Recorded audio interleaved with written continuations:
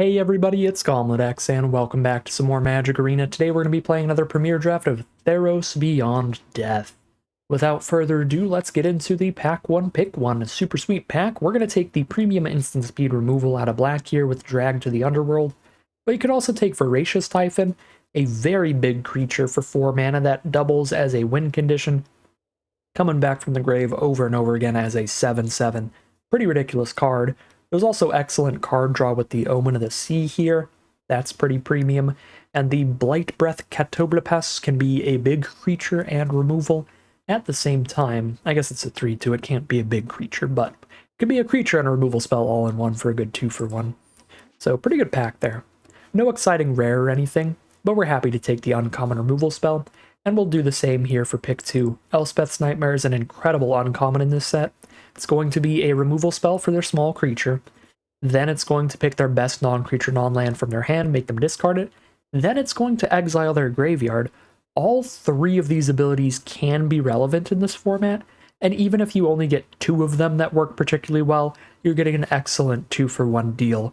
So if you're against green-black and you kill their cheap creature, then exile their grave, you're pretty happy. If you're against like blue-white, you kill their cheap flyer and then make them discard a counterspell, you're pretty happy. Almost always plays super great, so very happy to take Elspeth's Nightmare, one of the best uncommons in the set, even better than Drag to the Underworld, honestly. Pack 1, pick 3, we've got really nice white commons and a solid red common. So we've got the cheap burn in red, but out of white we have the Heliod's Pilgrim. This can tutor for any of your aura-based removal spells, or potentially an aggressive aura, which is nice. And Omen of the Sun, which is nice. It's going to hit the board, it can like sneak kill a small attacking creature, and you get some scry out of it later. So I really like both of these a lot. I like the Omen too. Shadow of the Sky, not a ton. It's pretty good in like blue-white, but I think we're going to be playing enough creatures we don't really want a board wipe for like a black-white deck. So if I move to white, I don't think it'll be great there. I'm going to take Omen of the Sun here. I think we have enough non-aura removal spells that we might not run too many aura-based removal spells.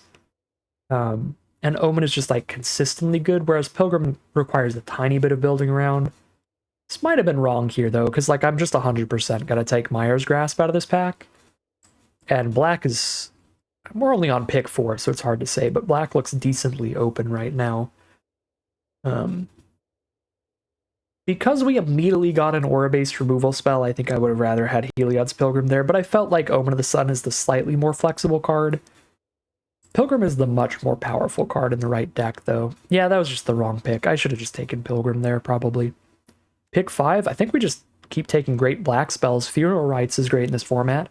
It's a draw 2, so no matter what, it's going to be a 2-for-1, but you also get to mill 2 cards while putting this sorcery in your graveyard, so it's 3 cards in grave for anything with escape, and all the escape cards require you to exile a bunch of cards from grave, so really like Funeral Rites, and it sticks to our main color. Omen of the Sea's very good card draw as well. This is a great blue card, but we can stick on color with the card draw, and we're definitely tied to black here with the kind of cards we're getting past. Alright, well, pick 6, we get probably the best rare in the format. Certainly up there. This is absurd. The Akroan War can be close to like a one-sided board wipe. So it's 4 mana to gain control of your opponent's best creature for a few turns. Then it's going to force your opponent to attack with everybody, so it forces them into bad attacks that they might not want to make. Then it's going to shoot all of their tapped creatures equal to their power. So that includes everything that they were just forced to attack with on the previous turn. This card is busted. We're definitely heading into reds. Now we'll take a final death here. Premium black removal. Exile is great in a format that has a bunch of good graveyard abilities. And it really looks like black is pretty dang open, and a Akroan War 6th pick, red is pretty dang open too. So this is going to be a draft where we get to try to figure out the open colors and hop right on in. So here we are in black-red. Get the Blight Breath to come all the way back. I mean, we could be close to mono black and just splash in some red. That'll make it easy to have our devotion to black be very high for this kind of card. Make it very consistent removal. I like that idea a lot. If black continues to be this open, then that'll be perfectly fine. And red's a relatively weak color. Okay, maybe black and red aren't insanely open, and just this whole draft pod is newer to the format, because pick 10 Heliod's Pilgrim is kind of wild. I think this is one of white's best commons because of the fact that, as I've said before, every single color has a removal spell, aura, at common, if not more. Yeah, pick 11 Heliod's Pilgrim and Omen of the Forge?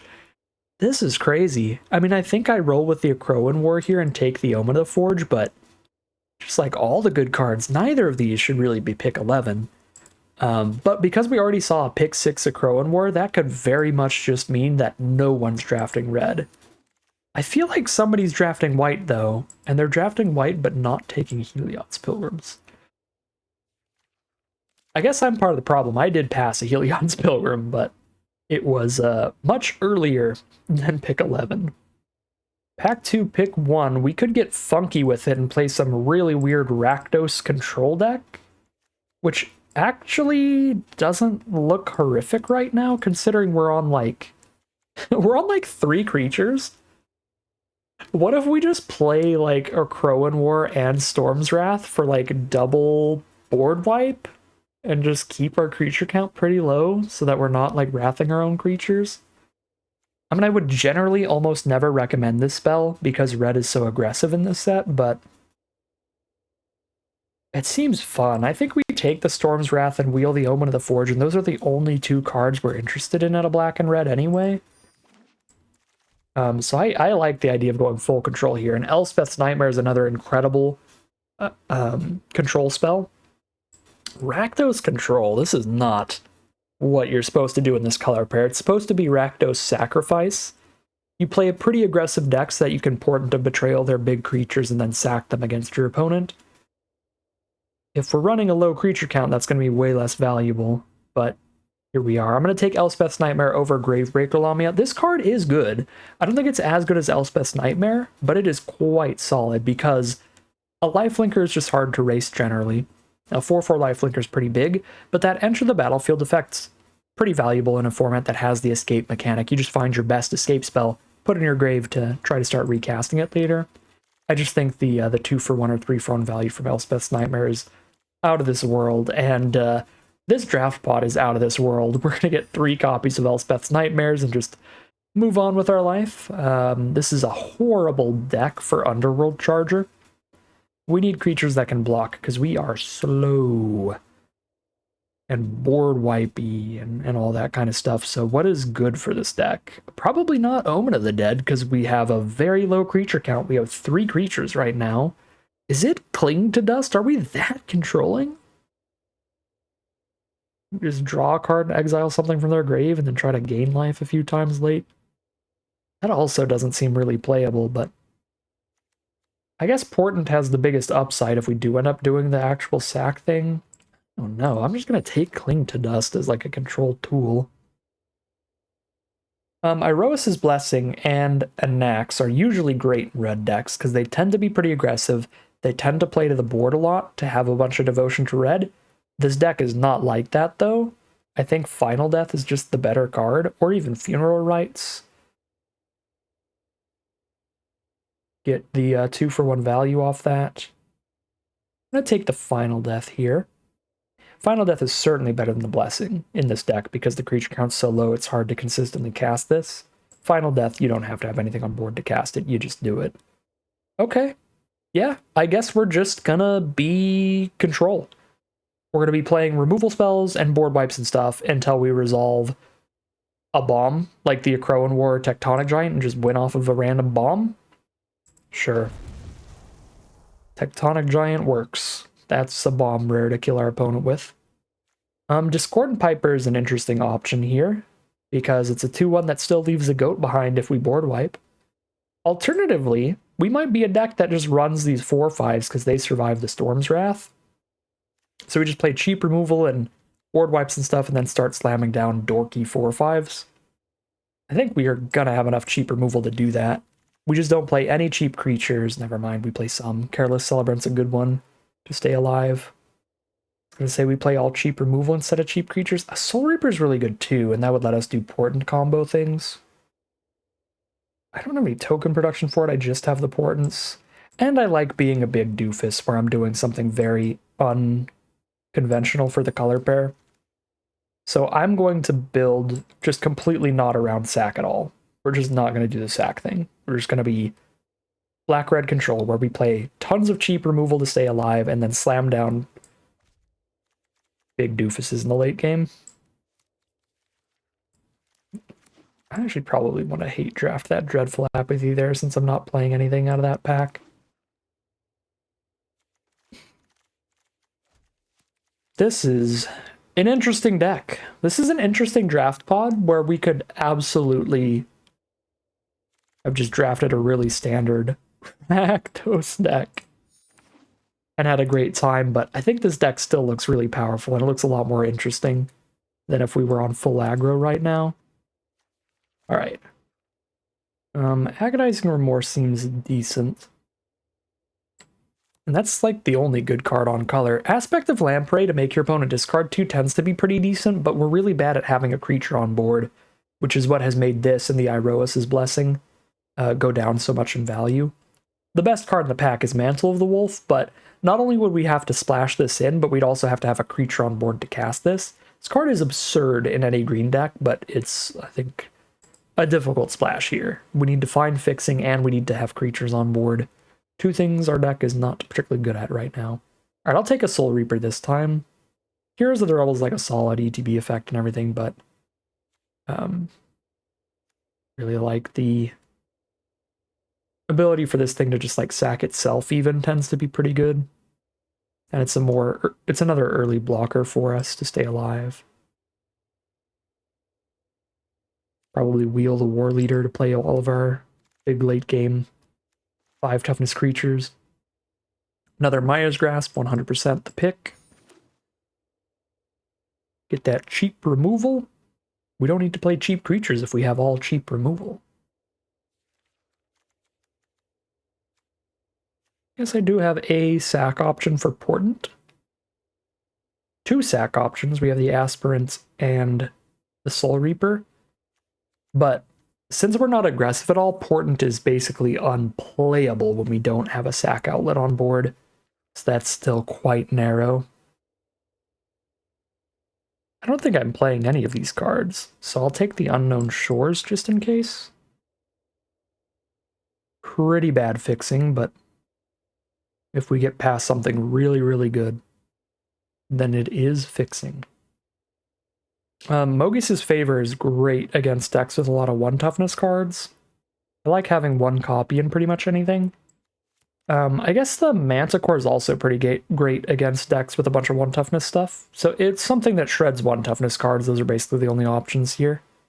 We're not an Omen of the Dead deck with how low our creature count is. I'm going to go for the Favor. A little more consistent, since the Manticore can just die. With only 2 toughness, it dies to like every removal spell in the format. And almost any creature in the format. Yeah, we're just so loaded here on options. Colors are just so open. We're gonna have just double Iroas's Blessings sitting in the sideboard.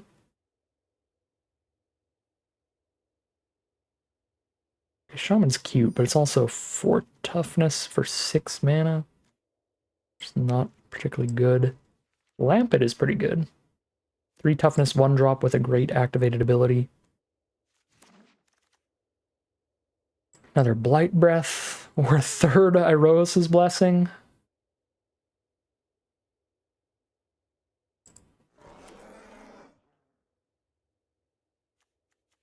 Dirtly Creatures. Dirtly Creatures, we'll take the big one.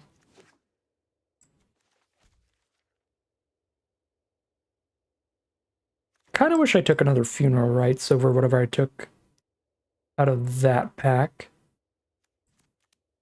Actually kind of like 1 Rage Hound in here. Because we don't have like any escape, so being able to like repeatedly cast that thing as a finisher is actually potentially pretty good for us.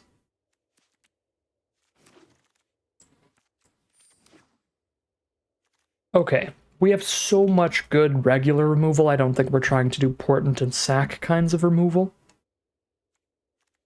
Cling to Dust is probably our worst non-creature, and we want to cut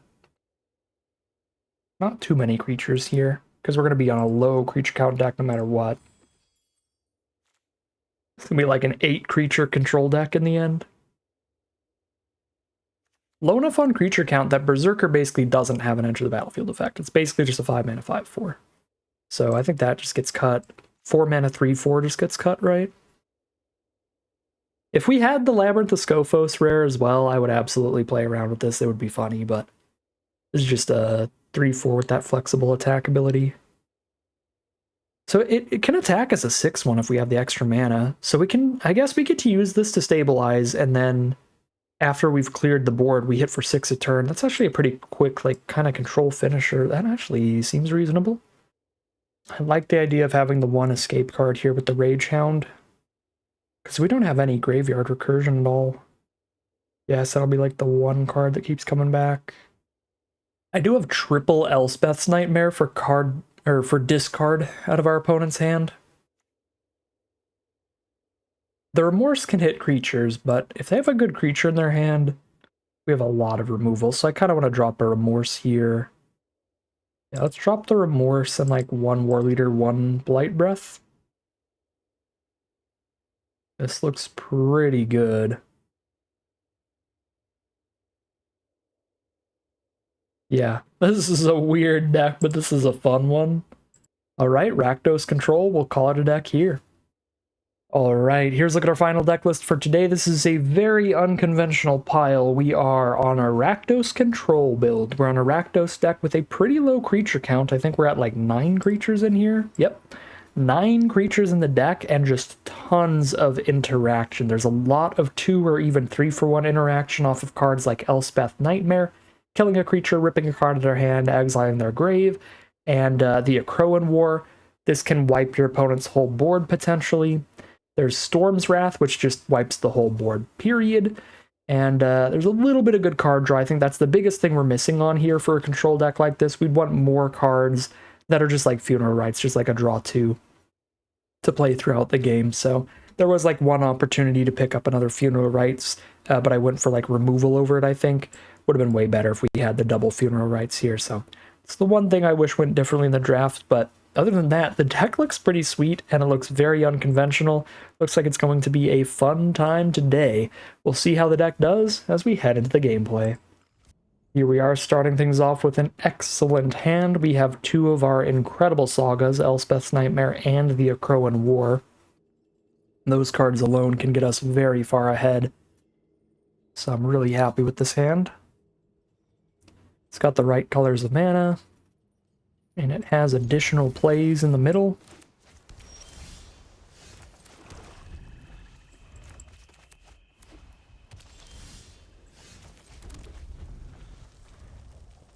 Playing against blue-white. Blue-white, I think, is our actual worst matchup with this deck. We're gonna have a really hard time trying to beat other control decks, especially blue-white, because they have so much card draw. So I am not particularly happy with this start. But Elspeth's Nightmare is pretty solid against the more controlling build. We can see exactly what's going on in their hand, and worst case scenario, we get rid of their Dreadful Apathy here.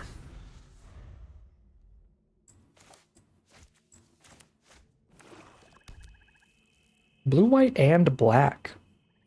The full Esper control. Sage of Mysteries? Uh-oh. Our deck's horrific against Mill. We need to actually just spend removal on that, I think. Counterspell and 3 removal spells. Well, I guess we get rid of the counterspell, and this game 1 of this event, could end up taking longer than like every other game combined. I think I dragged the Sage to the Underworld. Here we go. They have 3 removal spells. It is time for the longest game of Magic ever. We wait till land 6 so I can play Soul Reaper and draw the card off of it in response to their apathy. So we're just hanging out with our opponent right now. As you do. No, I don't Rage Hound without a Soul Reaper on board, because then they just exile it, and that's bad for me.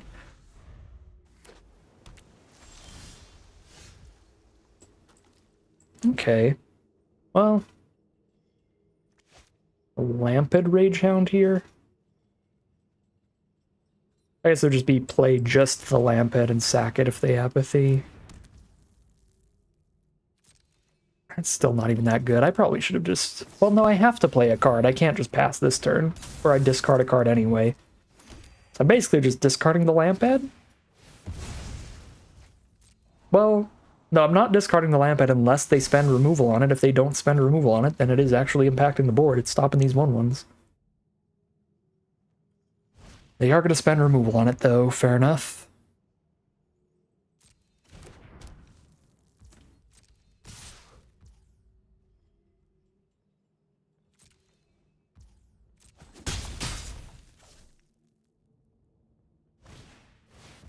Atris. 3 for 1.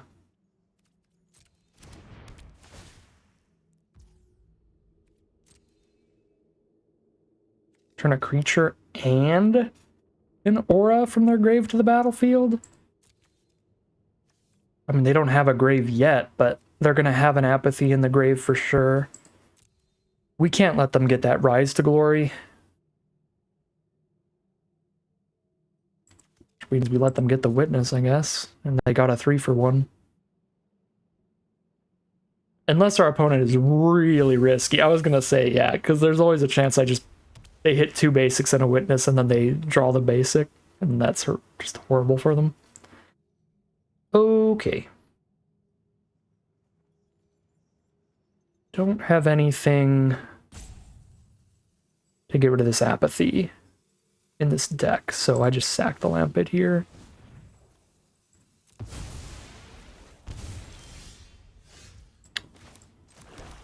I've got the mana now to Soul Reaper plus sack it. Then I don't play anything else this turn. I think we want to be on Elspeth's Nightmare,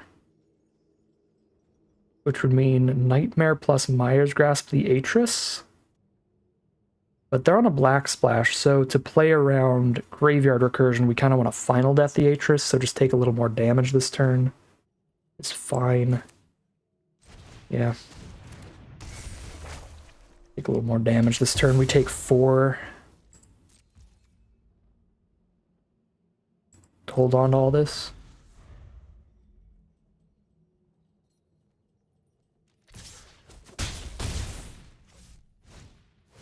They drop the Witness.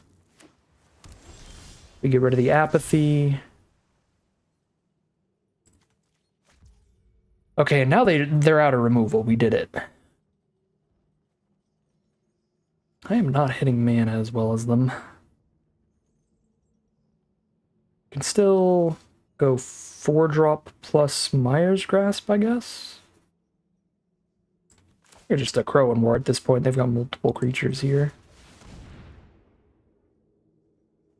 This will be a board wipe.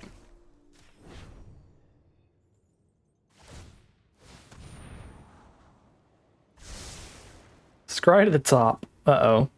That can't be a particularly good sign.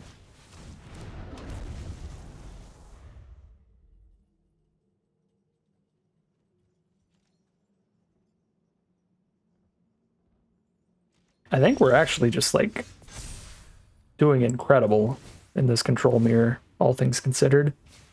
But we've also drawn, like, twice as many spells as them. They've drawn so many lands, we've drawn so few.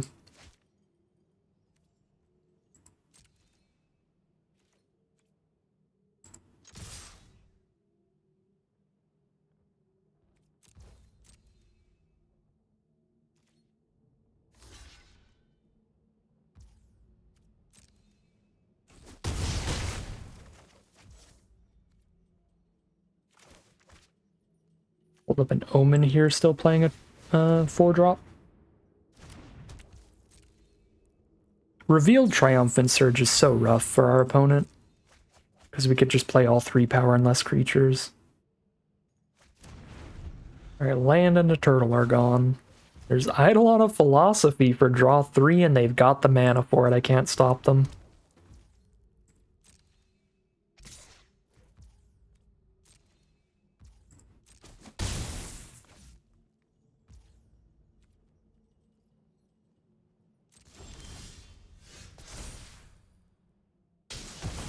Alright, they get their witness back, and we have to actually kill that. But we're still ahead even after the Eidolon.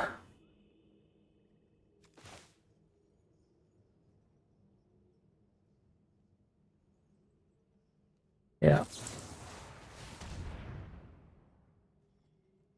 Oh, don't scry in response to this. Okay, I was gonna say, don't scry instead of drawing 3. That is not good. Chump, draw 3. I can't kill it in response to them sacking it so that it doesn't do the ability or anything, so yeah, they get the draw. I guess we're actually tied here. We're not ahead anymore. They did hit draw 3 into draw 3. Yeah, this is what I was worried about in this matchup. The blue card draw in this format's absurd.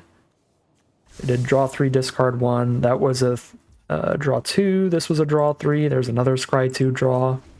Yeah, we were ahead for a while, and now in terms of the number of cards, we're back behind.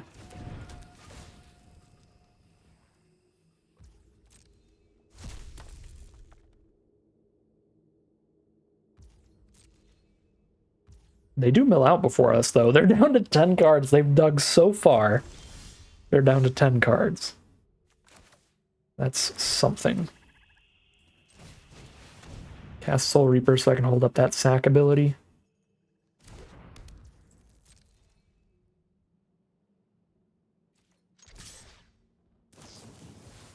Rip.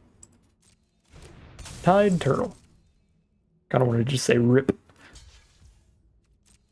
It's cool, I can kill that. We don't buff because then they Triumphant Surge the Maze Warden, so we just kill it with Omen of the Forge here. Or Maya's Grasp because it's sorcery speed. I think I'd rather kill it with Omen because Maya's Grasp is slightly bigger.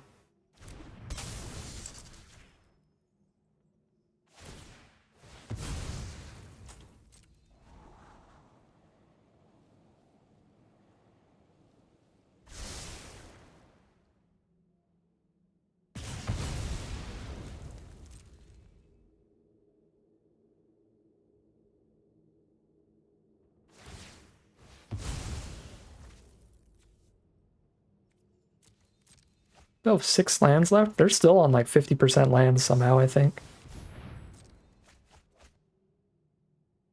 I'm gonna get Thassa's Oracled. Feel like that's the only way we lose at this point. They need a bomb. They need a rare. It has to be like Thassa's Oracle or some kind of like big scary creature that kills us real quick.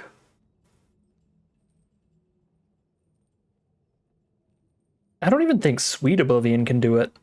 That's the mill 4 and they can escape it from their grave to keep milling us another 4. I think they would still mill out before we do. Because we've exiled their graveyard enough times to keep them off it. No, they could mill 12. Yeah, no, we're still ahead even if they make us mill 12. Okay, there's a big 5/6 giant to stay alive.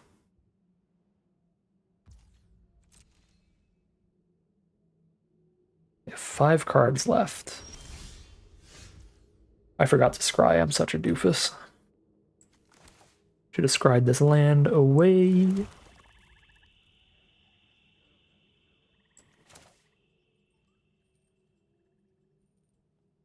I mean, I guess I dropped this War Leader at this point though, right? Because if they Triumphant Surge it, I can sack it to draw a card. And if they Triumphant Surge it, then I still have the Maze Warden around. Yeah. But I guess that is tapping out of Soul Reaper for next turn. So now they use their removal here on whatever's left. But now I have the final Death to Kill a Giant. Yeah, it's so bad I didn't scry. I just straight up forgot. Yeah, and now they get to exile. If I had scried, I could have just final Death the Brine Giant. We'd be super okay.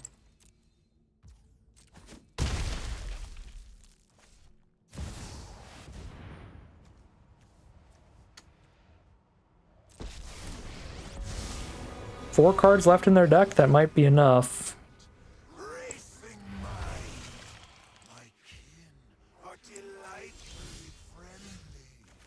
Oh, please don't let it be enough. I am begging. They still have an instant, so it probably is. It's probably removal on the Maze Warden. Please no, please no, please no, please no.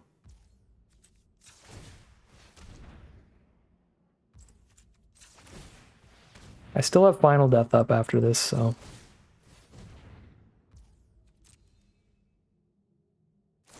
Oh, I could have done it one more time so they didn't gain life, but then I wouldn't have Final Death up.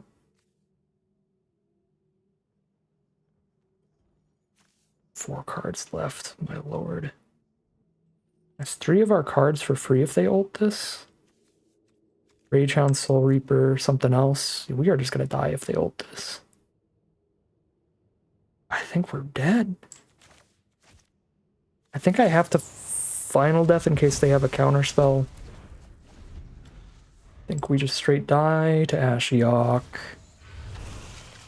The shadows awaken.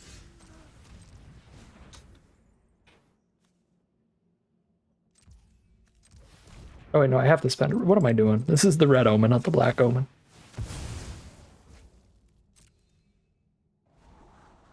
And get out of here.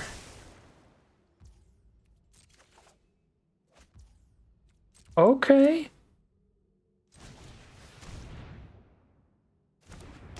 I think we still die to the Ashiok ult. Oh yeah, Ashiok ult Omen of the Sun will do it.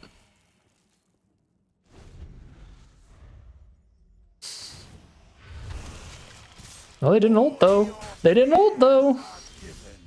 But we top deck the land, so we're just dead. I mean, I guess technically not. We go to 1. Still a very bad draw. Guess I'll bluff something. Got 10 mana. It's impossible that I end up needing more. Ooh, they hit our Tectonic Giant. Oh? No, not the lose 2, draw 2.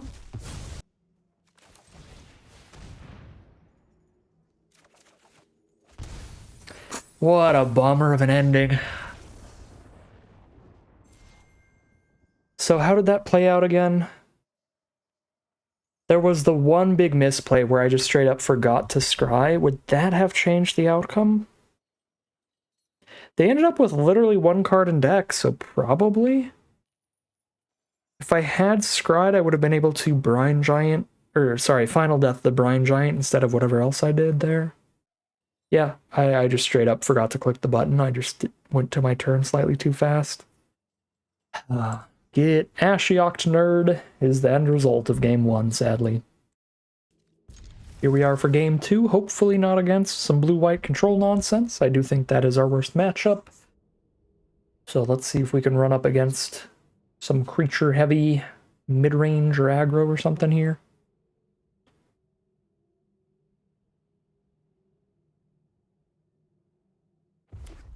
They start with a mountain, let's go. Unless they're also Rakdos control secretly.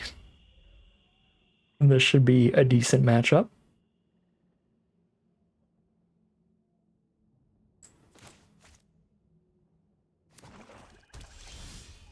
They are also Rakdos at the very least.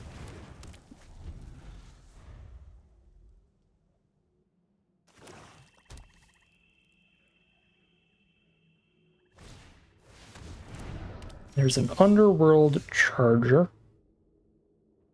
It's pretty solid against us, since we're almost never attacking them anyway. The fact that it can't block is not much of a downside here.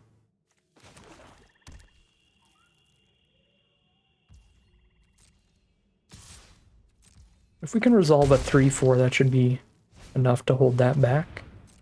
There's the Aerophant. Could cast the Akroan War just to really stall things out here. I just trade Charger into the Aerophant. I don't hate that at all. The alternative is to play a 3-4 and still get hit by the Aerophant for now. I guess the longer I wait on the Acroan War, the more it's going to kill, so... Let's take another turn of 3 damage here.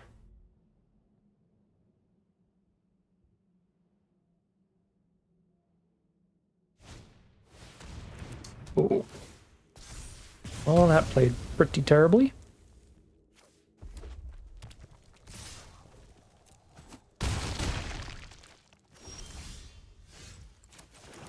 This is the full aggro from Rakdos.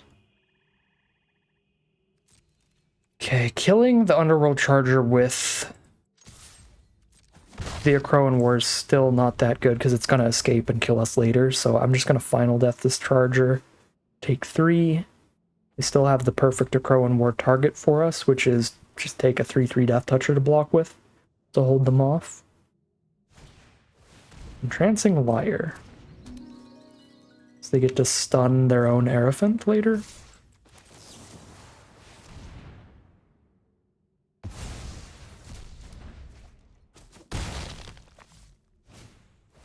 Okay, there's Hero of the Games.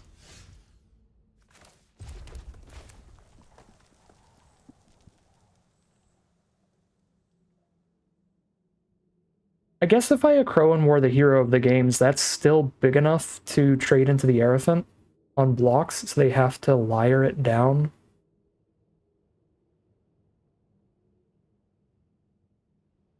I don't know, I guess they just Liar something down either way, and I'm just gonna Lampid their Aerophant.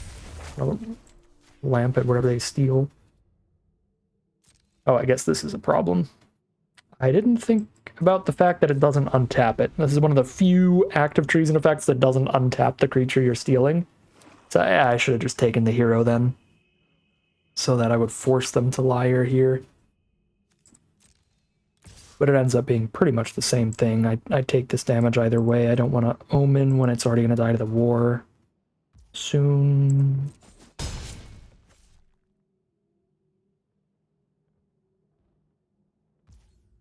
Okay, and they have more than enough mana to just Liar down the Aerophant, so I might as well gain the life off of it.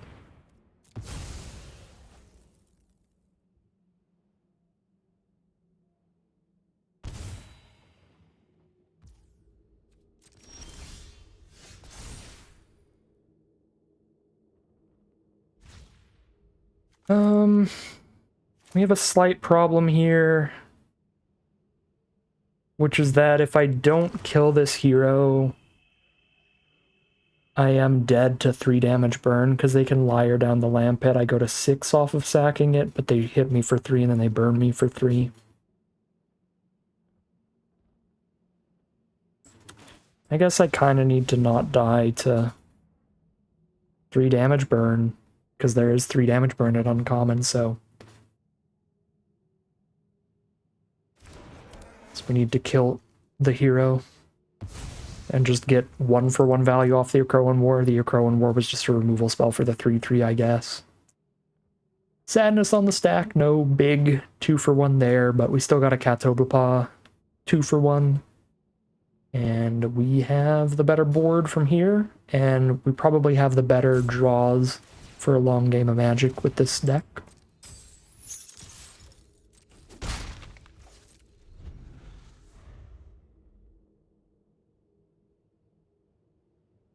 What? They put a stop at their upkeep for? Just in case they wanted to Omen or something? Okay, hey, Flummox Cyclops.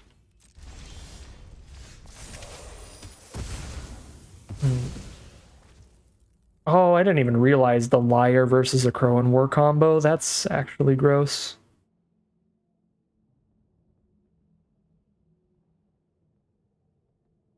I have to 2-for-1 myself to kill the Cyclops, otherwise I'm going to 1.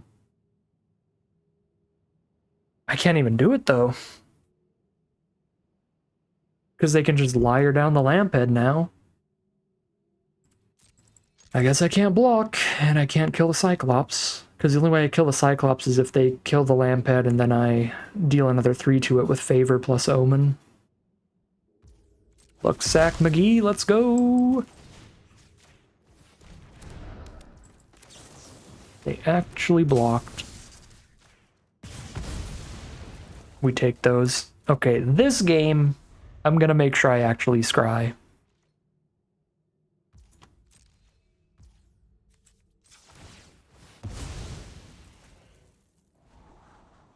Soul Reaper's a good one. Boom, boom.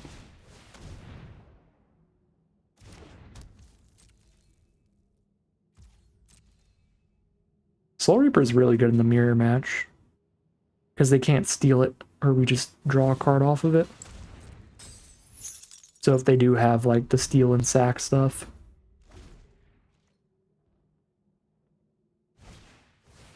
Hero of the games. 3 power against my 2 power removal. Come on now. I'm dying really fast.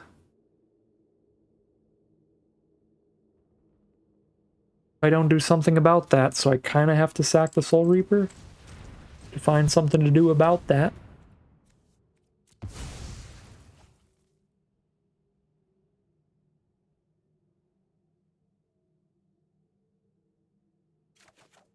No!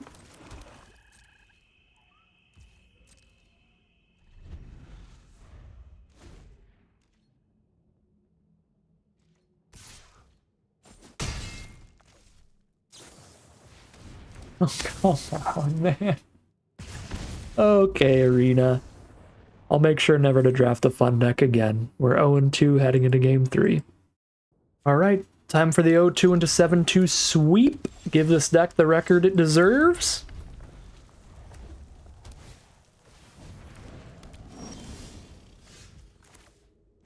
We're vibing, we have the better board wipe in our hand.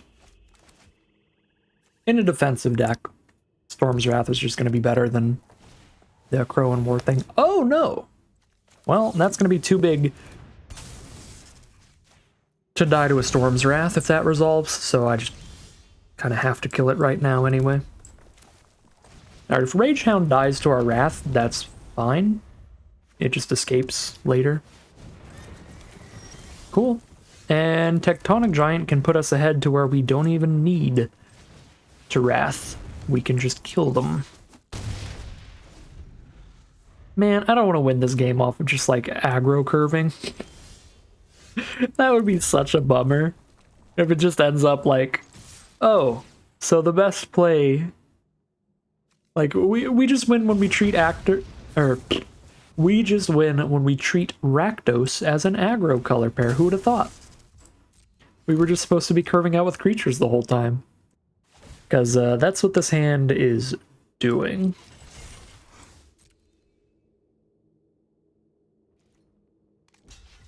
Just curving out with creatures. Alright, this is pretty fine, honestly. Still keep our Tectonic Giant on board, which is the important part.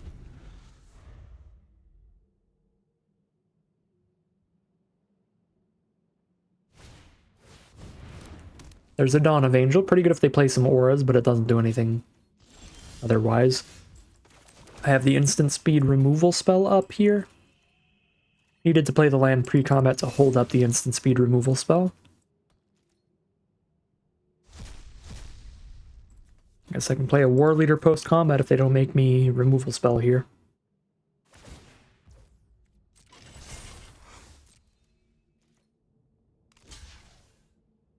Alright, this is how I thought they were going to block last turn.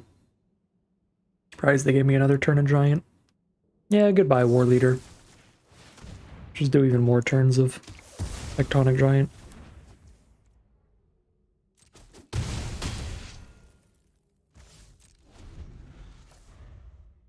To the end of your next turn? Good grief. Well, never mind. That thing's stupid.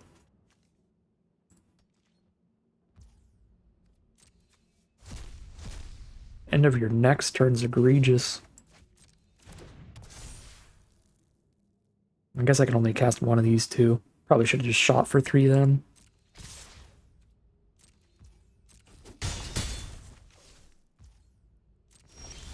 Bold attack on that one.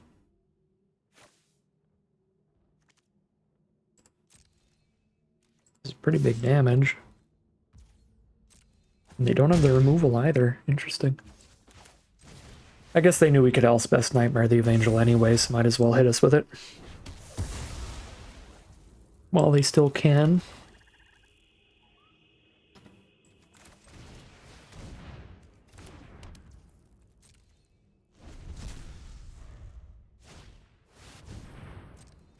Bunch of chump blocks.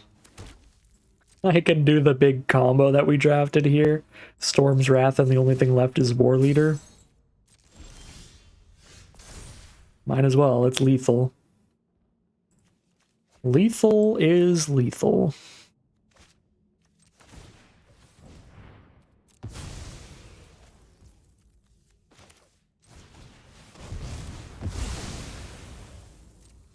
Well, the one game we just curved out and played aggro, we won. So, our Rakdos control alternate strategy is just not a thing. And probably would have had a really good deck if we just played Rakdos aggro the whole time, but hey. We had a cooler deck, even if it ends with a worse record. We'll see. We're starting the comeback here. We are 1-2 now, heading into game 4. Here we are now for game 4. We've got Lamp Dad.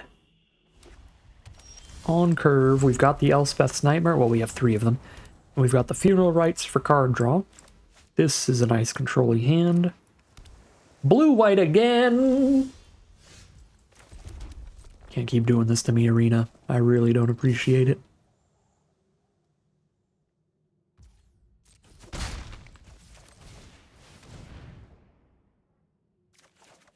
Land, those are good draws. Not great mills. We lost the Akroan War, one of our best cards.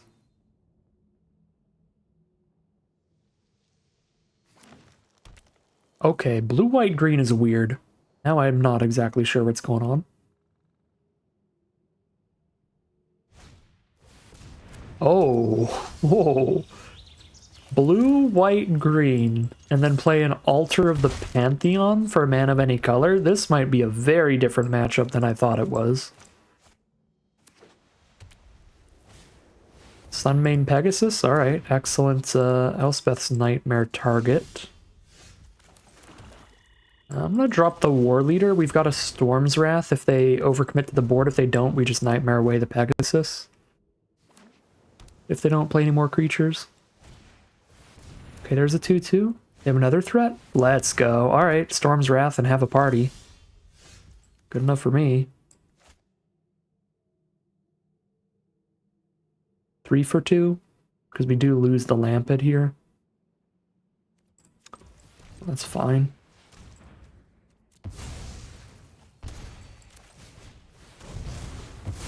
I could spend the turn on another War Leader and just really try to demolish them, but I have so much removal here that, like, if they have more cards in hand, we're still going to be good, and if they don't have more creatures to play, it'd be super bad to not, to just, like, take all that damage. Yeah, so just, like, one more creature, now I get to start the Elspeth's Nightmare parties. See what else is in their hand.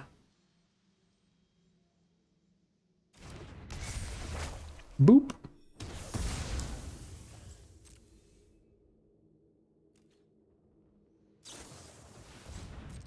There's the Omen of the Sea, some of that excellent blue card draw we've been talking about.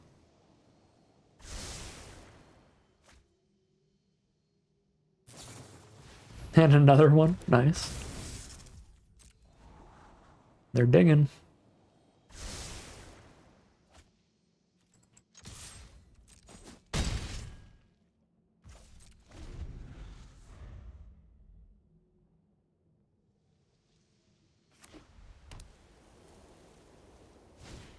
Sunmane Pegasus, which dies to Elspeth's Nightmare. Ooh. Okay, well, now it doesn't. Can Myers Grasp plus Elspeth's Nightmare still.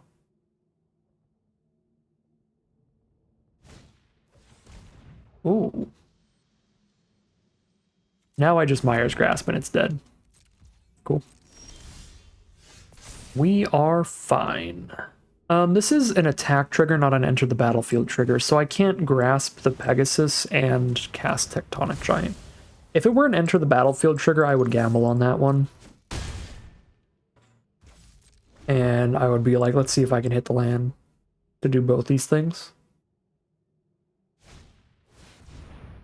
Because it wasn't necessary to immediately kill the Pegasus, it's just better to. Alright, they recast one of these before I exile their whole grave. They don't have the mana to do both, though.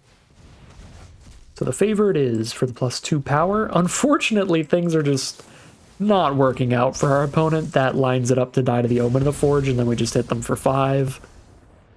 Yeah. I mean, it wouldn't have mattered. We had Myers Grasp, too.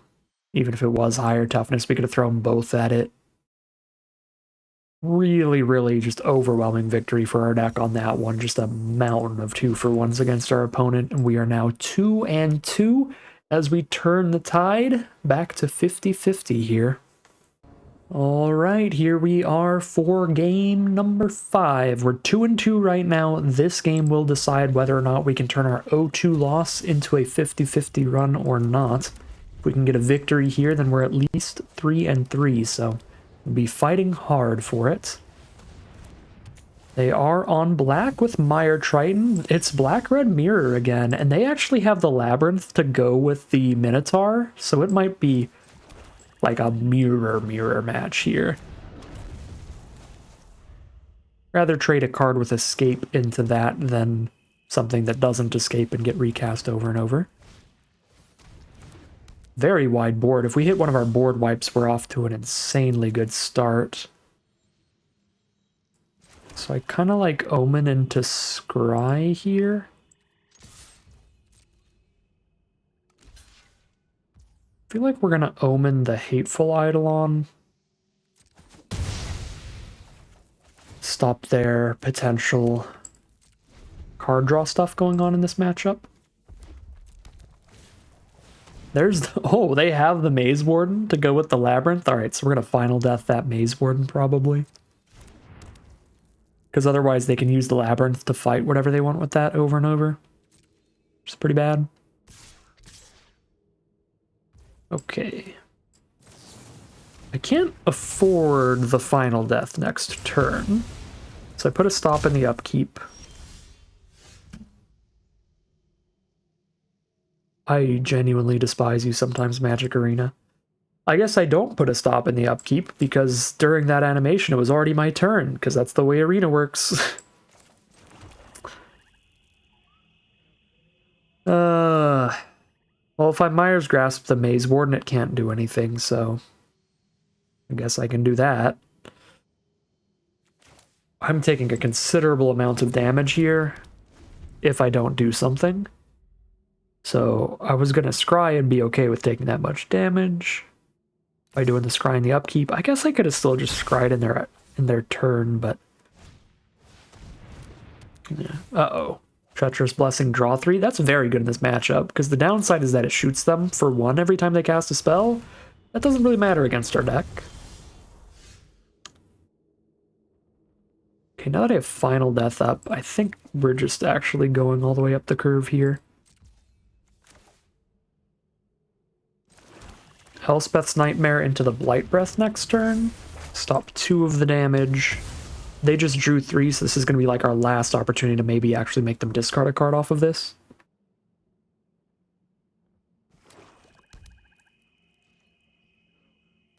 We're taking 3 a turn now.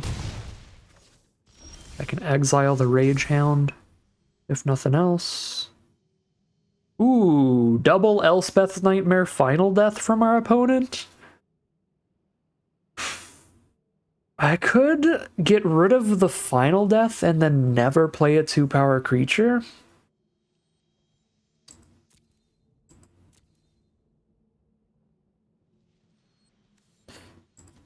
Weirdly think that's the line here.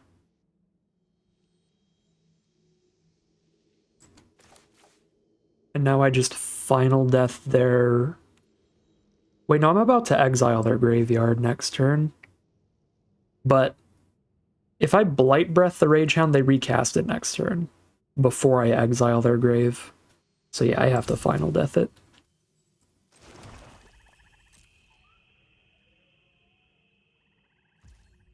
Let's just Final Death it right now so we know they can't sack it to anything off of the top deck.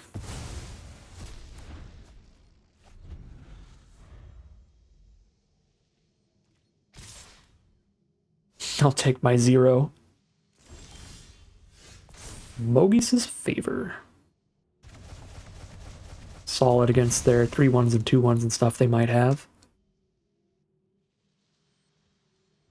I guess I could just use it right now and fully get rid of this Maze Warden.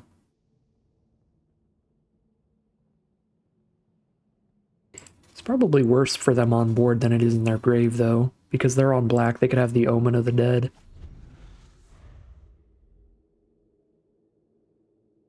Plus, it'll fuel escape cards if it ends up in their grave. Alright, now I will finally scry.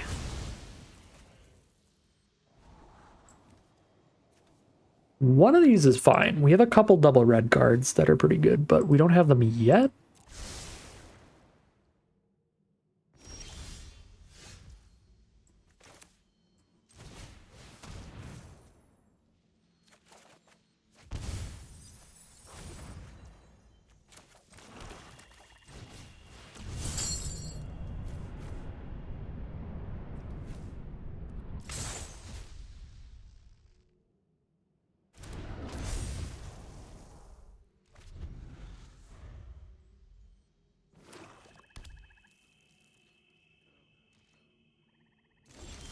Right, well, we're going to start killing one of their creatures each turn. If I play Soul Reaper, I get rid of an Elspeth's Nightmare. I could actually favor up my own Soul Reaper here. Hold the phone. That's kind of sweet.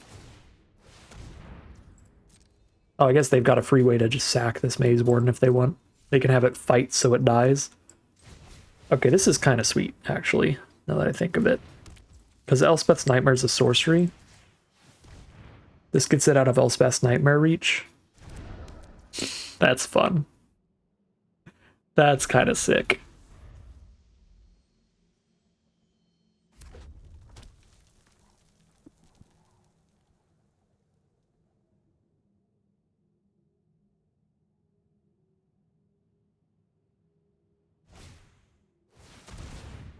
They're just gonna cast it so they can try to make me discard a card. I guess they do get rid of my Final Death. No, why would I top deck another non-creature spell right there? The one bad time to top deck another non-creature. I think I would rather cast an Elspeth's Nightmare against them than a Final Death right now, because I could just exile their graveyard anyway.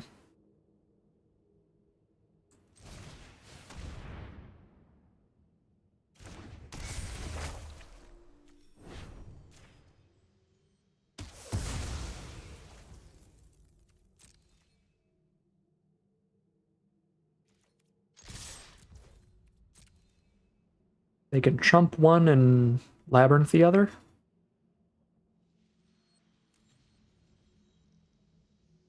Yeah, if I didn't top deck Elspeth's Nightmare, we could have just Final Deathed the Maze Warden and that would have been fine. Better than just discarding it, at least. I wonder if they're also on triple Elspeth's Nightmare. That would be really funny. This is just a stupid matchup.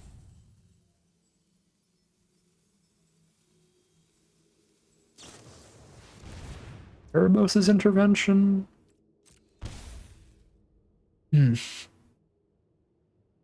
Pretty sure I draw the card. The one issue is that I might draw another non-land. Okay, I didn't. That's cool.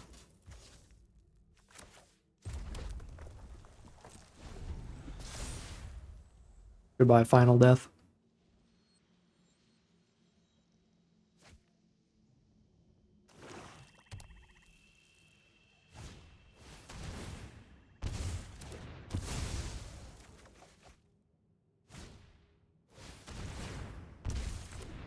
Alright, they're just gonna try to exile my grave multiple times. They literally know that I have no non-creatures in hand and they still cast this. And then I top deck the non-creature. That's absurd. They cast this just to exile my non-existent graveyard? Oh, they cast it because I'm going to make them discard it anyway. Never mind, I'm a doofus. It's still so absurd that we top deck the non-creature. That's so frustrating. We're still doing great. We're in a good position. Now I can even play the Celebrant if I want, but I'm going to get the maximum value out of my grave while I can. I guess this is bad against if they top deck Amogus' favor. But if not, I mean, I jam for 6 or it dies to any other removal spell. Well, I don't jam in for 6, they just keep using the Labyrinth. But then my other creatures get in.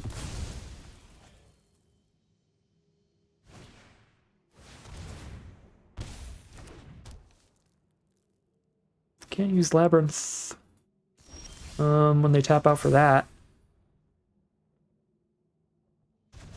So I get in for 6, then they get in for 5. They get to get rid of their Blessing, which is a big deal. 6. I guess they can hit us for 6 here, but they can't kill us right now. I need to play Tectonic Giant. And then I need to have multiple blockers up to not die to Menace. But they're down to 10.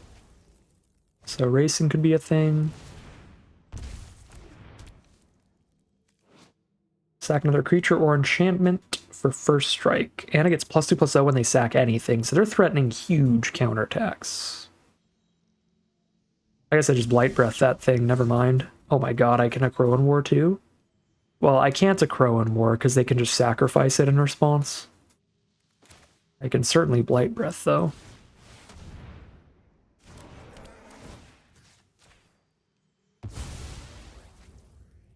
And then I can Accro in War their only blocker on a future turn. Seems like the play.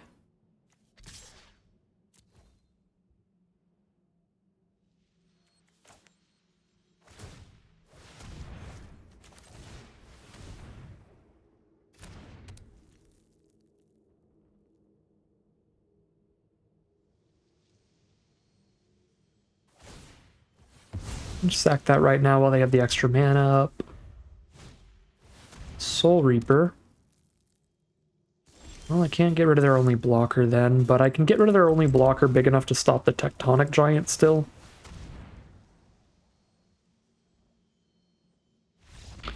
And they're over it. Because we clear out War Leader as a blocker. They actually... Oh yeah, no, that really does screw them because they can't sack this to its own ability. So they have to use Soul Reaper to sack it, in which case they don't have the mana up for Labyrinth. So either they sack it to Soul Reaper and then they let the 6 trade off there and take lethal, or they don't sack it to Soul Reaper so that I have it to attack them with. They keep the 6 off them, they trade there, take 6, 7, 8, go to 1. Yeah, that was still more than enough, just devastating there. Close matchup in the mirror, but I guess the weird control-y vibey Rakdos gets there in the end. We have turned an 0-2, almost an 0-3 run into at least a 50-50 here, but I'm going to continue rallying as long as I can as we head into game 6. All right, here we are for game number 6 against fellow streamer Voxy. Probably streaming this right now. I am definitely going to have to go back and watch afterwards because it is usually hilarious. She's one of the most entertaining streamers on the platform.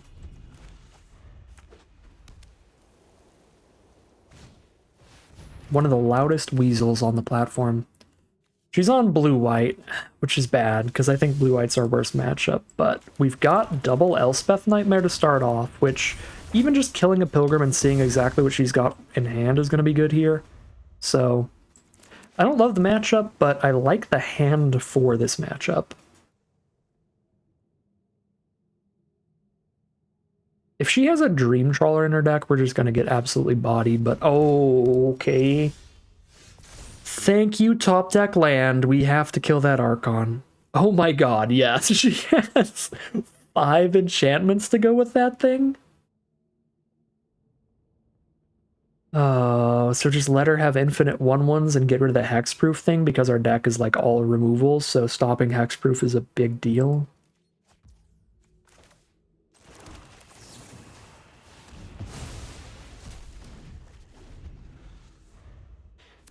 Well, I'm scared. She's got a 2/4 and 4 1/1s, so we need to find one of our board wipes to really turn this around. Second Elspeth's Nightmare's still really good though. And she went for the Courser here.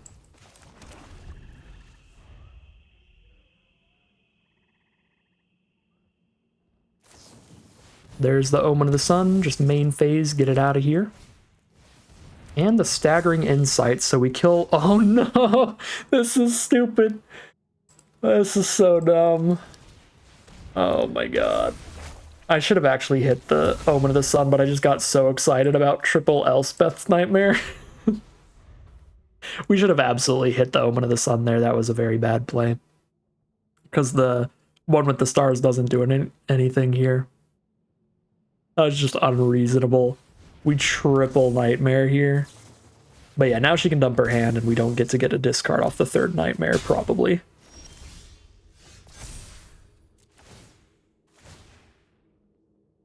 Yeah, it's just a Threnody Singer. Yeah, that was bad.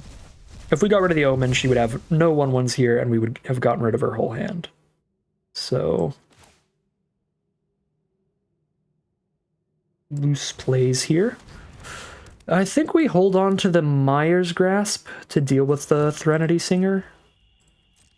Deal with the Flyer, because we can block all the ground troops.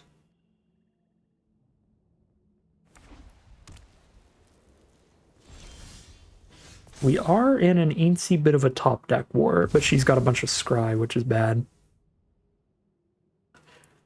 She can give -1, that's 3 power, and just block with the whole board, so we can't send in here.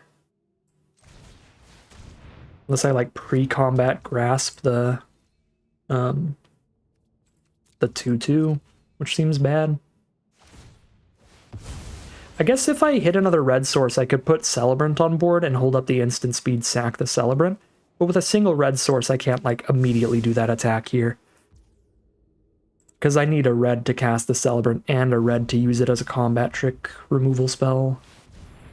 Okay, Archon's huge. I guess her graveyard is literally just one Omen of the Sun, though, because of all the exiling I've done. Where are the mountains, though? That's a problem. I can't Celebrant plus sack Celebrants. 1, 2, 3, 4, 5. Just Maze Warden into Archon. She brings back an Omen. I can also just take 1 a turn in the sky by just grasping that. I kind of don't hate that, but also I have exile removal I could draw into. Let's just play Celebrant.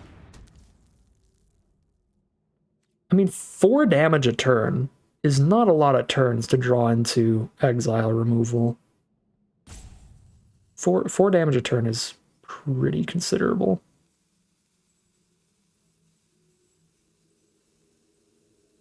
Guess I can send in the Maze Warden here then.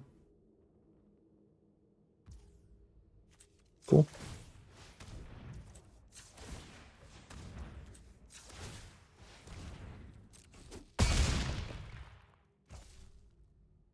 I'm gonna do this. I'm just gonna mitigate that damage.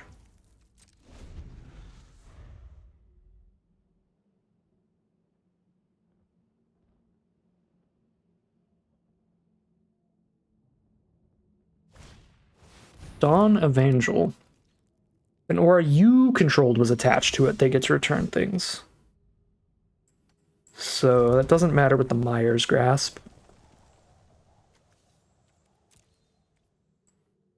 I do have the Careless Celebrant trick here.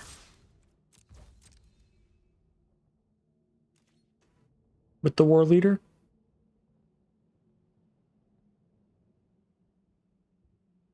She's got the Threnody Singer.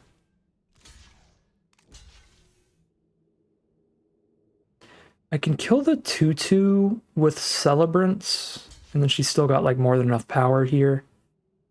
Oh boy, what on earth do I do about this? Okay, so Threnody Singer means we have...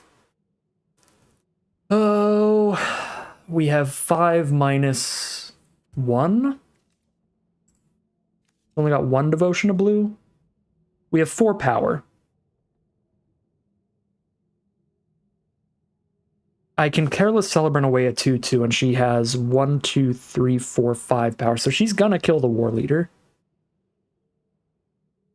Which means I don't think we sack the Celebrant. We just kill the best 4 power worth of creatures. Which would be a Vangel and a 1/1. Let her keep the Archon. Just do like that, I think.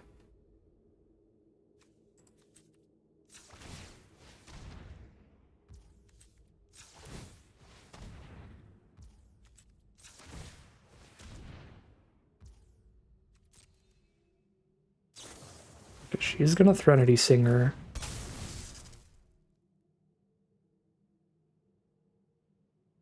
Save the 1/1 soldier then. Probably. Okay, now if I sack Celebrant,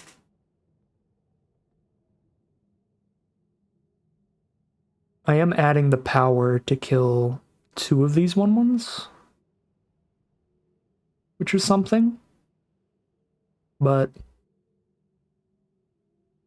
I guess I'm losing my sack outlet for Celebrant in doing this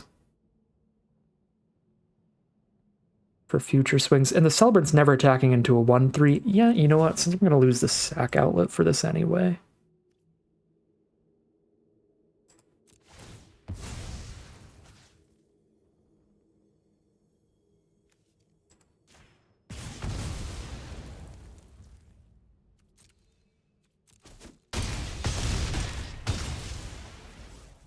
There. Maze Warden and a Dream. We got to top deck some non-lands here.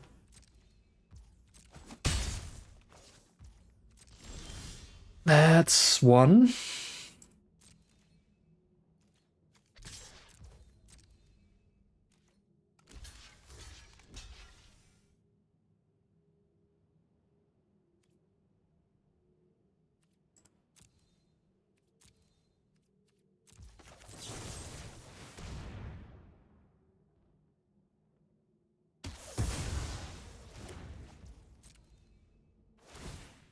Right, so Archon's gonna die. She's gonna get 2 more 1/1s. But then her board is just 2 1/1s versus the Maze Warden again. She can Sentinel's Eyes one of the 1/1s, but Maze Warden's still big enough to keep attacking, but we do need to hit an additional spell to go alongside it.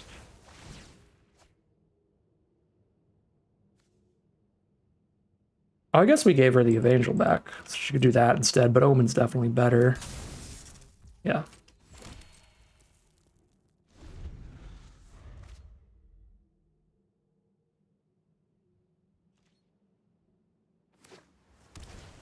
Land and a 2/5.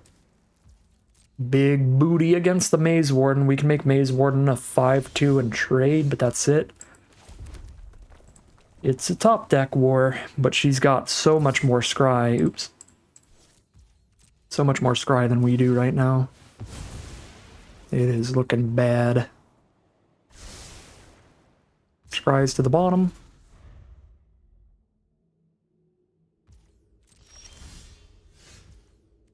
Storm's Wrath is cute, but it doesn't really do anything right now. It's going to kill 2 1/1s and our own Maze Wardens, which is actually pretty bad right now.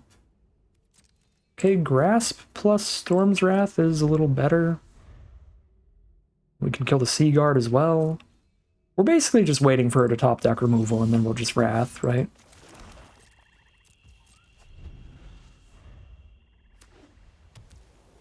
This is going to be a quick top deck war, at least. We're playing it out fast. Favor? +2, -1. Then I can favor in Storm's Wrath instead of Mire's Grasp in Storm's Wrath, which is something, but it would still leave us with no board anyway, so we might as well wait till she maybe plays more creatures first. Since it's not going to get us actively attacking or anything. Uh-oh. Scry one at the top, one at the bottom, so there's something she wants on top. Boy, oh boy.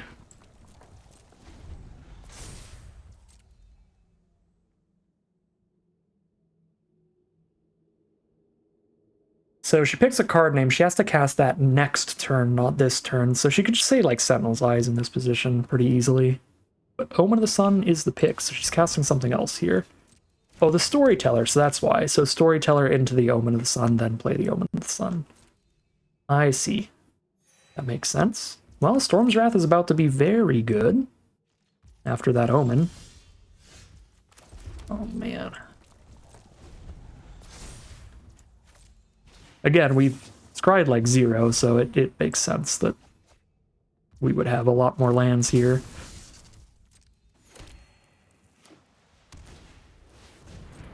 The Storm's Wrath is going to be bonkers if she doesn't have the 4-mana counterspell that can counter any spell. Punishment on the Warden? Okay, that makes it even better again. Because now our creature's dead anyway. Cast one more creature, please. That would be just mega awesome. Just ridiculous. Nope, it's going to be the Sentinel's Eyes. Okay, that's big enough to make me actually Mire's Grasp before the Storm's Wrath.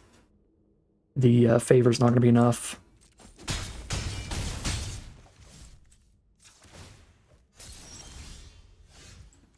Alright, War Leader's cool.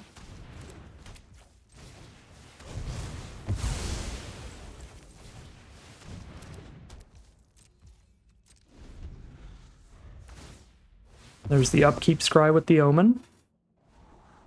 She's got to kill us with her last 12 cards. Which is hopefully a lot of lands that have been bottomed here. She's scryed like 10 or 12 or something. This game. Another Storyteller. What does she pick up on this? Another Omen. Oh, we're so low here. And yeah, she just makes the wide board state. The favor kills a lot of 1/1s though. Oh, the Heliod's Punishment. Yeah, that makes sense. Shoot. Yeah, and then I die quick. 3 damage a turn. There's a Rage Hound. That is a thing. I mean, I have to just play it, but it's not going to block at all, which is bad. How much removal do I have left in here? I gotta have a lot, right?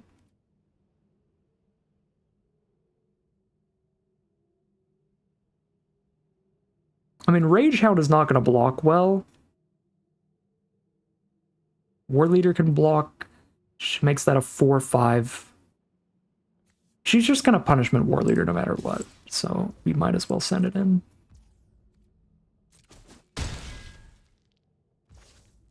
I guess I could sack the Rage Hound to the War Leader and escape it. Maybe that's the play. No, because then I have a 4/2 on blocks, and this turns into a 4/5 off of her escape card as well, so it still doesn't block. Anyway. Alright. Thing kills us in 2 swings.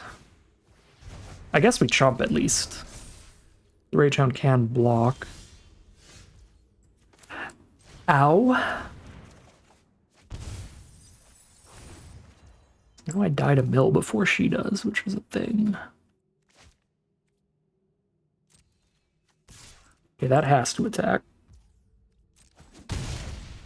But I still died at 2 swings from the Storyteller, so the Storyteller kills me just as fast either way.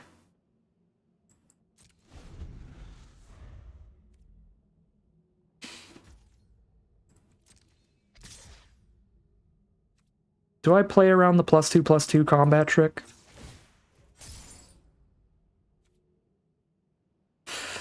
I don't want to, but I kind of feel like I have to.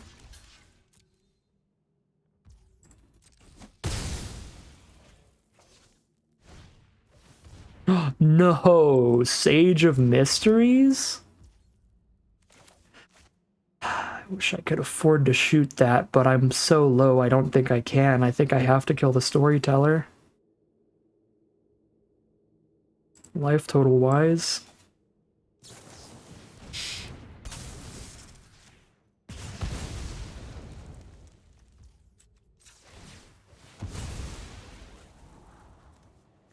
Soul Reaper. I need removal for the Sage, though. No, I still have removal in here. That's not it. That's not it. Sentinel's Eyes mill me 2 minimum.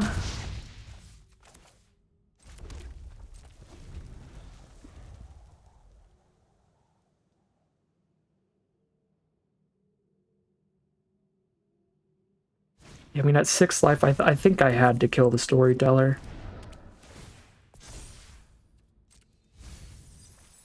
Well, there's 2 removal spells, both of which I think would just straight win. A Crow and War for sure, because we get a Crow and War and then play our own enchantments. And mill her.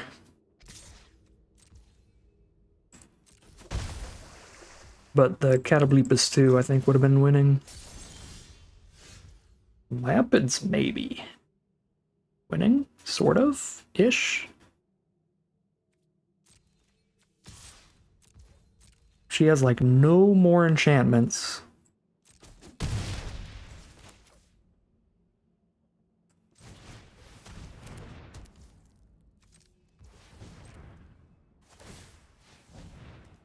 gonna make this 4 power here, because my graveyard is so dang big.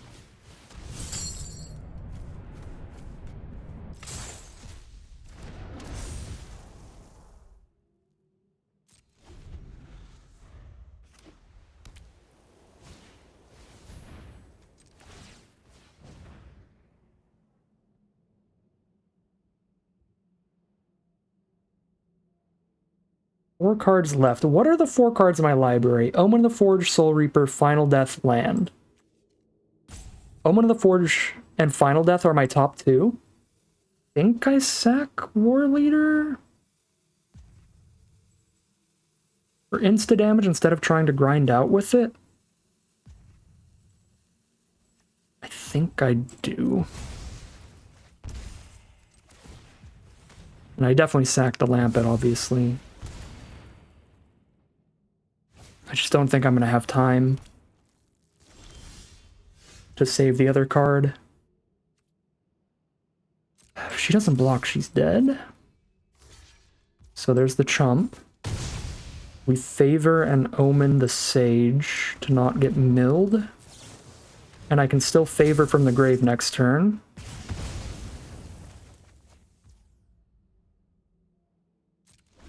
And I can hit exactly what I want. I can hit the Final Death or the Soul Reaper, whichever is better for me, thanks to the Scry. I think I just keep the Final Death and that's fine.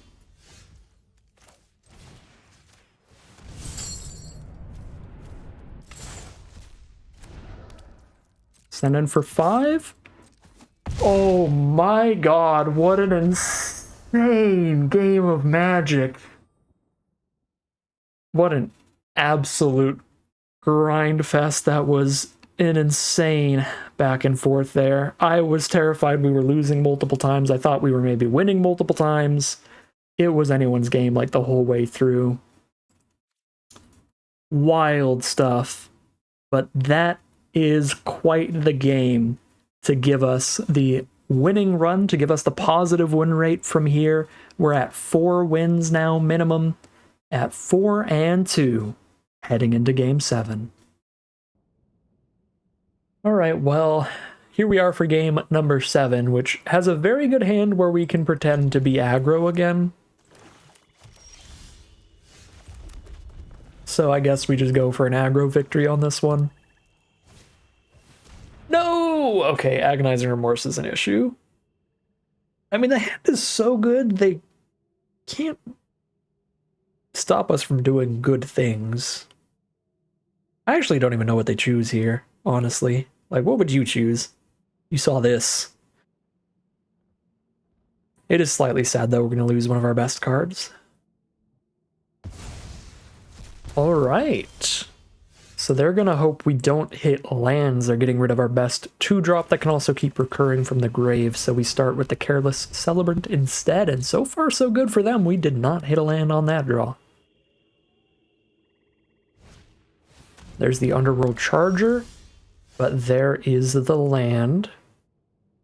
So I can't cast anything this turn, but any land in the deck gets me to the Akroan War now. Mono black so far from our opponent. I wonder if they're the full mono black with a really high devotion, or they're just cut off of a color. Alright, we made it to the Akroan War, which at minimum kills an Underworld Charger here and flips the race in our favor. I think that's worth casting. It is weird stealing a creature that can't block with it, because usually you want to like steal one of their creatures and then they don't want to attack into it, or you're just going to kill their creature. But hey, we'll take it. Alright, I'm glad I cast the Akroan War before they cast this Woe Strider, although I can always exile the Woe Strider on a little bit more mana. Okay, that is not the mana I need to exile it. They are going to have to attack with everything next turn, so we can make sure the Celebrant blocks the Strider, or I can just try to have the Akroan War blow everybody up. I think I'm pretty cool with like attack all, holding up instant speed removal with drag to the Underworld. Have the Akroan War clear out all these creatures, but have the drag to the Underworld clear out whatever they cast this turn. It's like a plan. Lampad of Death's Vigil. So they can sack all their other creatures and drain us for some life, since they're all gonna die anyway.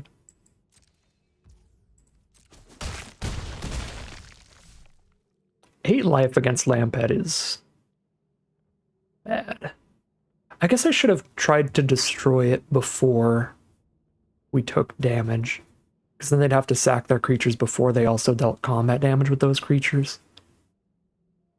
It's usually best to play a removal all the way in their end step, just in case our opponent casts anything main phase 2, but it doesn't look like a position where they're going to cast anything main phase 2, because they want that Lampad mana up. This is going to be a close race here. So they're going to have one Underworld Charger after the dust settles, which I guess I could hold on to the drag to the Underworld so we can deal with that, but I think I need to just get rid of this Lampad.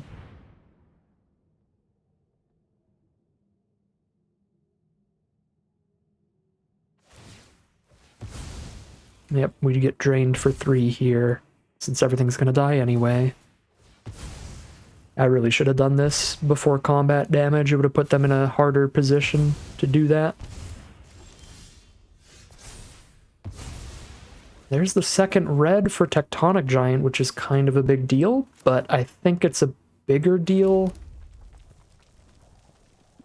to take 0 on the crackback by final deathing the Charger. Exile 4 other cards from grave. They have 3, so they can't escape the Woe Strider. They can escape the Underworld Charger, which is an issue. Maybe because they can escape the Underworld Charger, we're supposed to just play the Giant and pass. Final Death, pass. And I don't have that for a bigger Underworld Charger. Yeah. Say Tectonic Giant there. Because they're kind of a sack deck, I don't mind killing the goat.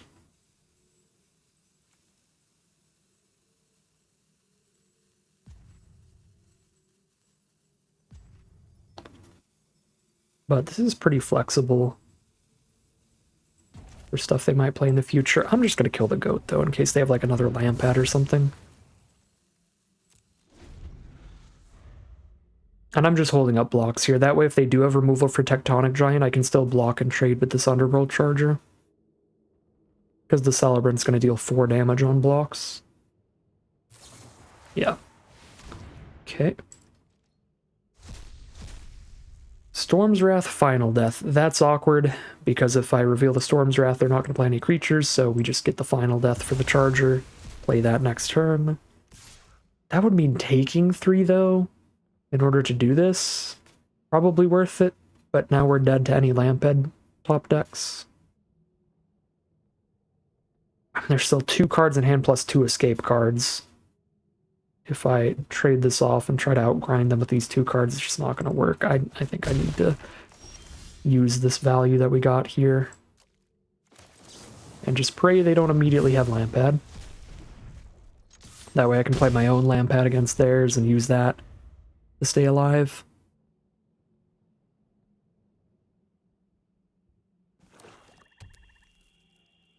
They could have Grey Merchant, in which case I die too. But Grey Merchant's just like an absurd card in a mono black deck anyway. We would probably die to that, no matter how we played things out. 5 cards in Grave. They can escape one of these, but then the other one's going to take a while to come back.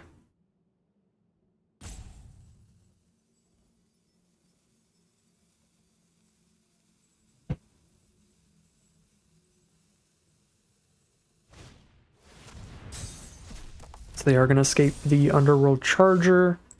We don't have the mana to Final Death that and also play the Lampad, sadly, but we kind of have to just Final Death it.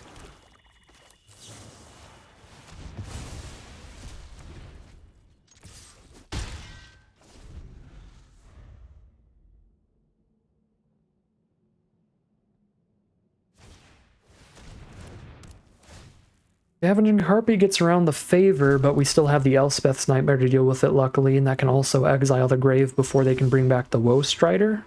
Yeah, Elspeth's Nightmare just looking really good in this matchup.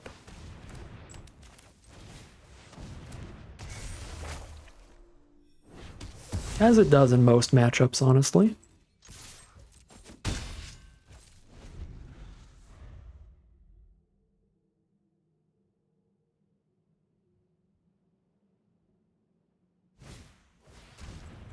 Grasp the Lamphead to prevent our life gain.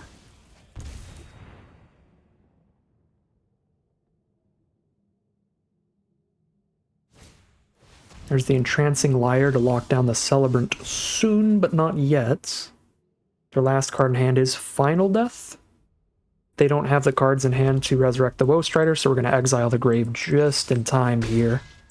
They just spend the turn locking down Celebrant. We're in a top deck war where we have Elspeth's Nightmare, and they have whatever they just top decked. Alright. This looks like a favorable top deck war to me. Now it is very favorable. We have 2 removal spells, one of which can shoot them for 2 while they're at 4. This is insanely close. These life totals. This removal is exactly not enough to kill the Aerophant. And I can't Elspeth's Nightmare my own Celebrant to deal 2 to it. So if I draw dead, I die, so I scry here? I think it feels safer to scry here. Because if I miss anything that can deal with Aerophant, I just take 3 and die. There we go. Oh, we had it right on top. That feels bad then. It would have been better to not scry, but obviously we couldn't have known that we had the removal right on top. She's better to not take that risk, I think.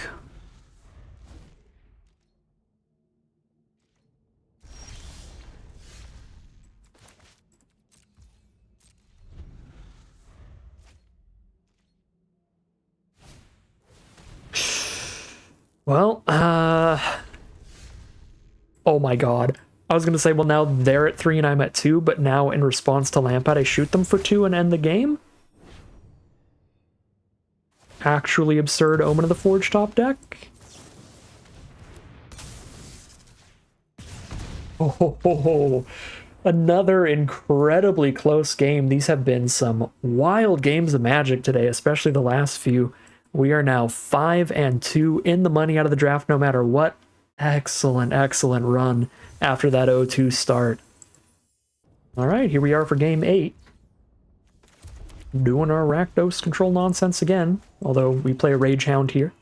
That's our control win condition, a 2-mana 3/1 that attacks each turn of Fable. That's what you use to win with your control decks, right?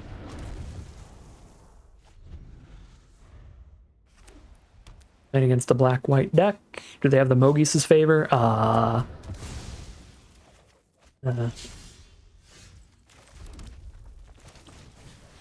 favor wins that fight every time.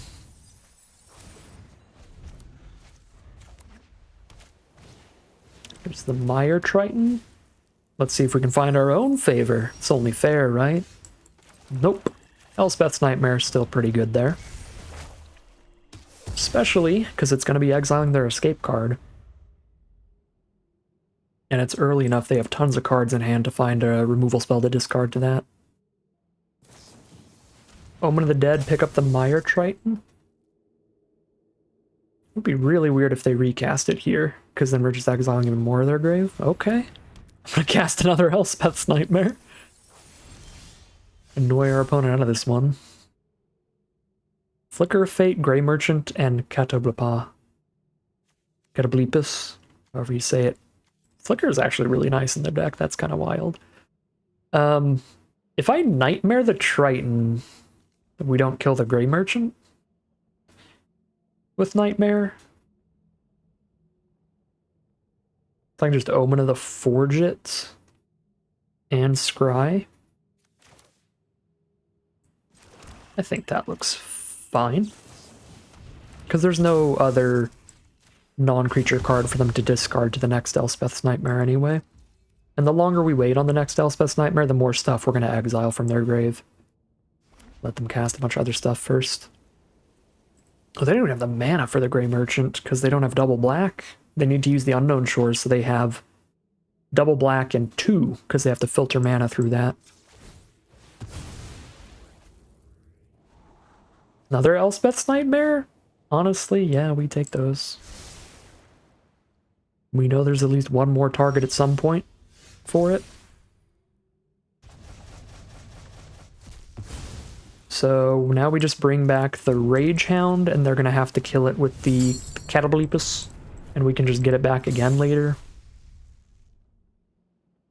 Because the Catablipus doesn't exile.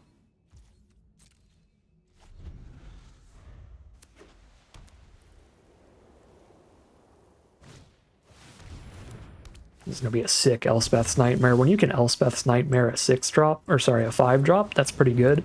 Kind of feels like a 6-drop for our opponent, because they had to use the Unknown Shores. So they needed 6 lands to do it. Which also means the Blight Breath is like a 7-drop for them. No, they found the exile removal, that's rough.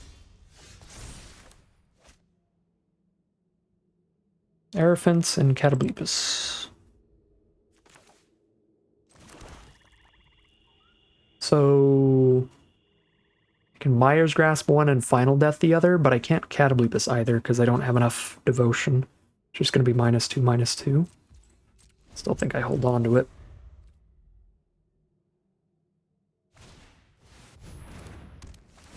I can Catableep that, but now I can Nightmare that and then still have the Nightmare on board so that when I play this, I'm doing -3/-3 and I am killing one of those. Oh wait, what am I talking about? This only has 2 toughness. I can Catablipus that at any time. They pick up a Dreadful Apathy? Alright, well Elspeth's Nightmare is gonna be dumb.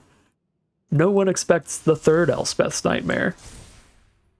So yeah, we're gonna kill the Pilgrim, get rid of their Dreadful Apathy before we play any creatures. And this is also still going to be on the board, so our Catablipus can -3/-3 if we need to. Not that it actually matters, because they will have a 2 toughness creature eventually to hit.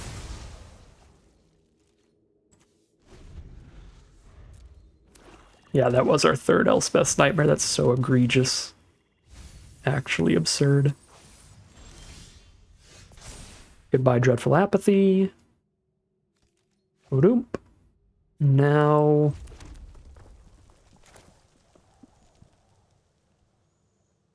Sure, let's just get all this stuff out of the way.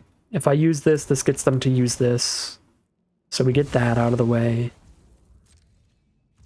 For our actually threatening creatures to have a slightly higher chance of sticking around.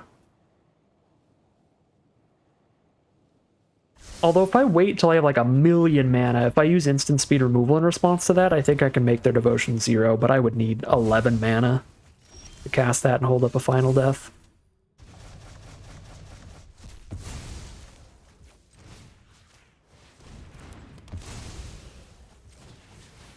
Alright, we've got a War Leader and 2 Final Deaths to clear a path for it. There's the Soul Reaper, though, so they draw a card even if I kill it. No shot, that's the top 2. Come on. Alright, well, that's a good 2 cards to have, exactly. Man. So I should have held some lands, then. That is unfortunate. They're basically doing 4 life swings every turn. We can favor for 5 life swings. So we slightly win the race, but not enough to, I think, actually do it. Here. Oh, it's 6 life swings. Okay, no, then we actually do win, like, win the race.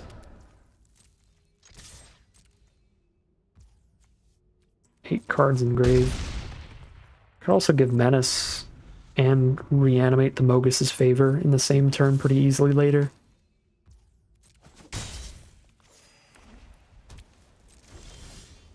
Top deck land is good for me. Not our top deck land, but them top decking the land is good for me. Let's barely win this race, come on. Everyone top deck lands for the rest of the game and we win.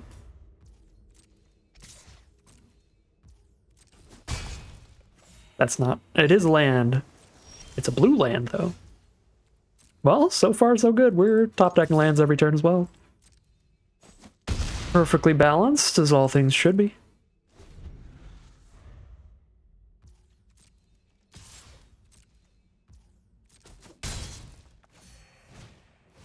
No. Wait. Isn't this the matchup where they already had one? No, this must be a different matchup. We just play against the Woe Strider twice here? That's rough. That's rough. Alright. And it's just all lands. God dang it. They did rip all our final deaths out, so I guess that makes sense. They're already just on draw 2, reanimate that thing. Well, no, they don't reanimate it. Their graveyard's not big enough, but they can draw a card off the goat fully instead of even scrying here. Yeah, we got into a top deck war that we are currently losing a lot. We drew 2s and 3s, and they did find a king. Maybe even an ace, some would say.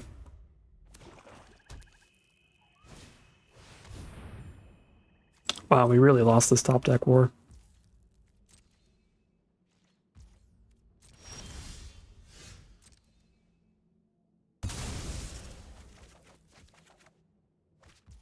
One removal spell is not going to cut it, especially when they draw a card when I cast it.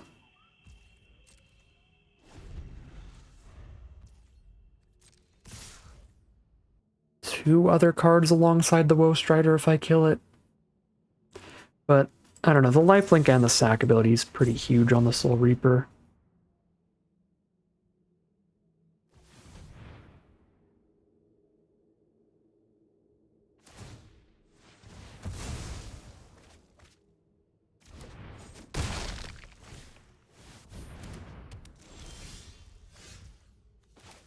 There's our blocker.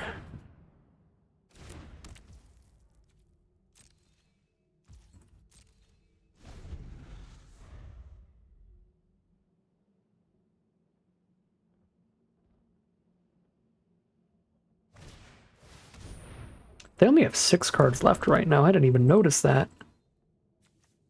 How many lands do they have left? 1, 2, 3, 4. Okay, it doesn't matter. They just bodied us in the top deck war. Good lord. Is that lethal on board too? Yeah, I mean they can get Lampad? No, they can't. I exiled their graveyard like 5,000 times.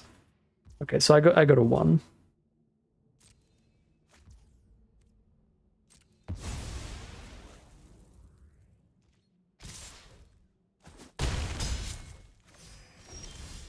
Alright, well, unfortunate ending there. We just drew significantly worse when it came down to who draws the best in the end game, so... Self-explanatory ending on that one. Maybe if we played a little tighter earlier, there were extra lines to find the win. I think the only thing that maybe could have changed that considerably was just sandbagging the lands alongside the final death. But we did have some expensive stuff to do at times, so I think playing lands out generally makes sense with this deck. But if we did just sandbag the lands for these final deaths so we didn't have to discard both of them, we had a board state with like a war leader, so clearing out like their one creature would have been massive. Even if we only had like one final death, it maybe would have been enough because they gained a lot of life here and we had a big, powerful attacker. Yeah, I think that's the one thing that maybe could have went different that we had control over. Maybe just hold on to those lands against potential discard spells in this format. But it is what it is. 5-3 is still an excellent run after an 0-2 start. We were out after one loss and we won 5 games in a row to recover from that beginning. So pretty happy with that. It was a pretty fun, pretty spicy deck here. Very low creature count. I do think that if we just were a more aggressive Rakdos deck, we maybe could have pulled off the 7 win with this one because it was wide open. We certainly ended up in the correct color pair. Maybe didn't have the most correct build of our color pair, but this is like the most correct build of the grindier versions of Rakdos if I wanted to try to do the grindy Rakdos. And I did, because I thought it would be more interesting. And it was fine. I mean, maybe another Blight Breath would have been good here. Remorse. There were other options here. We had just so much good stuff. It was hard to choose. I mean, if we went really low on creatures, maybe we drop the Maze Warden for another one of these, and then we drop... What's the most mediocre creature in the deck? Just another War Leader or something for the Agonizing Remorse? Yeah, I don't know. There's alternate builds in here, but I think they're all very, very close. Yeah, it was an interesting one. Cool deck, fun games, long games today, and we end the draft with more gems than we spent to enter at 5-3. But that is going to end today's video. As always, I'd like to thank my patrons and YouTube members for their support, as well as you for watching the video. If you enjoyed this video and are interested in seeing some more, you can always like, comment, and subscribe to tell the YouTube algorithm to send you some more in your recommended feed. If you'd like to catch me live, you can check out the Twitch channel in the link in the description below. And if you'd like to support the channel directly, you can check out the Patreon link in the description below. But other than that, as always, thank you very much for watching, and I'll see you again soon for some more Magic Arena.